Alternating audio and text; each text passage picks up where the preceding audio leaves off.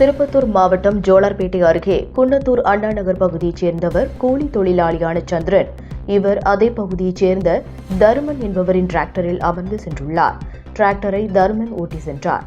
அப்போது கலந்தார அருகே சென்றபோது நேர் எதிரே சென்ற லாரியை முந்தி செல்ல முயன்றபோது டிராக்டர் கட்டுப்பாட்டு இழந்து கவிழ்ந்தது. இதில் சந்திரன் உடல் நசுங்கி அதே இடத்தில் பரிதாபமாக உயிரிழந்தார். தகவல் அறிந்து சென்ற ஜோலார்பேட்டை போலீசார் விபத்தில் இறந்த சந்திரன் உடலை மீட்டு திருப்பத்தூர் அரசு மருத்துவமனைக்கு பிரேத பரிசோதனைக்காக அனுப்பி வைத்தனர்.